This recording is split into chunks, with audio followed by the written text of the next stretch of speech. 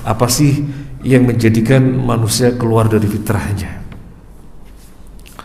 Apa yang menjadikan manusia keluar dari fitrahnya? Padahal diciptakan dengan fitrah Islam, tunduk patuh mentauhidkan Allah, tapi kemudian keluar dari fitrahnya. Gedenya manggil pawang hujan untuk balapan motor, gedenya tanam kepala kerbau untuk sudut-sudut tertentu ketika bikin tol, gedenya arung kepala sapi di Laut Selatan dan tempat-tempat yang lainnya, raja-raja, jimat-jimat, calon kedua besan, ngetung-ngetung weton, semuanya keluar dari fitrahnya. Dan bentuk-bentuk yang merupakan penentangan Allah itu berarti keluar dari fitrahnya. Apa sebabnya? Ada beberapa sebab. Syekh Fauzan hafizahullah ta'ala menjelaskan. Yang pertama, al-jahlu bil aqidah as-sahihah, bodoh terhadap akidah yang benar. Kenapa bodoh terhadap akidah yang benar? Ya gak mau belajar, gak mau ngaji, sehingga dikiranya biasa-biasa saja, padahal itu penyimpangan.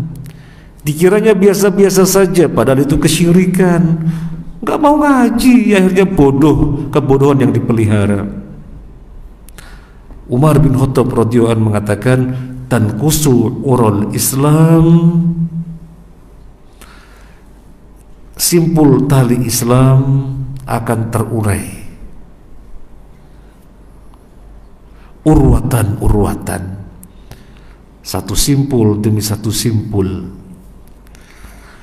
Idza nasa fil Islam man lam ya'rif al-jahiliyah, atau kama qala Umar bin Khattab radhiyallahu an.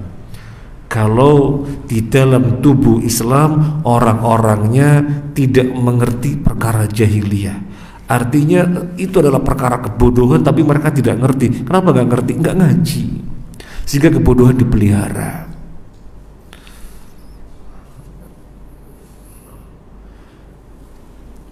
Tadi kita bahas tentang Allah bisa dikenal secara rinci melalui asma wa sifat. Kalau tidak pernah ngaji, tidak pernah ngerti pembahasan asma wa sifat. Padahal itu diperintahkan mengkaji asma wa sifat biar membedakan kita dari orang kafir, di mana orang kafir mengenali Allah secara global saja. Sebab yang kedua, kenapa manusia keluar dari fitrahnya? Padahal keterikatan manusia dengan Allah, dengan janjinya, menjadikan manusia lahir di atas fitrahnya. Kenapa keluar dari fitrahnya? Sebab yang kedua adalah al-ghuluwu fis salihin, ghulu terhadap orang-orang soleh. Tidak ada kesyirikan di muka bumi di zaman Nabi Adam alaihissalam. Ketika muncul kesyirikan, Allah utus Nabi Nuh. Jadi pada zaman Nabi Adam tidak ada kemungkaran yang berupa kesyirikan, tidak ada. Ketika ada kesyirikan, baru Allah utus Nabi Nuh. Ketika itu terjadi sikap hulu kepada 5 orang soleh.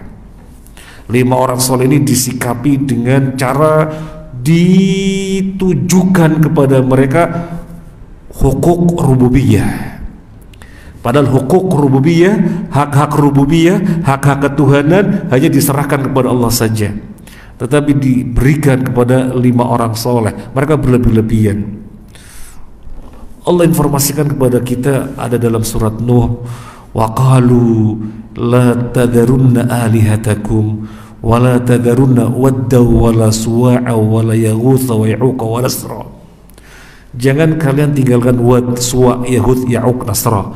Ini nama 5 orang saleh, mengajar kebaikan, berdakwah kepada ma'ruf, mentauhidkan Allah, beribadah kepada Allah dengan kuat dan seterusnya, tujuan hidup kepada Allah. Mereka berdakwah dan mereka semuanya meninggal dunia. Kaumnya terkesan dengan kesolehan mereka. Maka terkesannya kaumnya dengan 5 orang soleh ini dibikinkanlah gambar-gambar patung-patung pada masing-masing makamnya 5 orang soleh ini. Tujuan awal sebagai motivator saja. Kalau melihat wah ini gambarnya buat orang soleh, termotivasi dengan kesolehannya. Wah ini patungnya Suwa, Yahud, Ya'uq, Nasra. Kemudian termotivasi untuk mengikuti kesolehan mereka. Awalnya baik, tetapi membikinkan patung semacam ini adalah perbuatan ghulu, yang akhirnya generasi berikutnya menyembah patung-patung ini. Maka kasih sayang Nabi SAW kepada umatnya, jangan ada ghulu kepada orang-orang saleh, karena ini menjadikan orang keluar dari fitrahnya. Pak Kiai, Pak Guru dihormati, dimuliakan. Bagaimana tidak dihormati, tidak dimuliakan? Mereka adalah imam di dalam syariat. Jangankan imam di dalam syariat, antara orang yang muda dengan orang yang lebih tua saja, tua secara usia, kita harus menghormatinya, memuliakannya, apalagi ada kelebihan yang berupa imam dalam syariat. Suatu ketika ada 2 orang datang kepada Nabi SAW, yang satu sepuh, yang satu masih muda. Kemudian yang masih muda nyelonong memulai pembicaraan. Nabi tidak mau. Kabir, kabir, kata Nabi. Kabir, kabir. Yang memulai itu orang yang lebih sepuh. Nabi mengajari dia beradab. Di samping ente ini orang sepuh, kenapa ente mendahului? Kenapa ente celonong? Ente mesti menghormati orang yang lebih sepuh. Ini sisi usia. Lalu bagaimana dengan imamnya syariat? Maka kita menghormati, kita memuliakannya, tapi tidak dengan berlebih-lebihan, rebutan jabat tangan sampai dorong-dorongan, desak-desakan untuk bisa mencium tangannya sampai sandalnya petak, ngesot ketika jalan di depannya, dan yang lain-lainnya. Itu bentuk-bentuk hulu.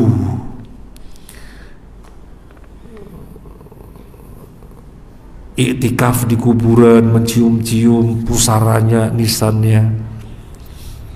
Ini orang soleh, dieluk-elukan sampai semedi di situ. Ini hulu, dan bisa mengeluarkan orang dari fitrahnya. Hukuk rububiyah semestinya diserahkan kepada Allah saja, tapi oleh dia berbagi kepada Allah iya, kepada orang soleh iya. Ini sebab yang kedua. Apa sebab yang lainnya yang menjadikan orang keluar dari fitrah? Al-asabiyah,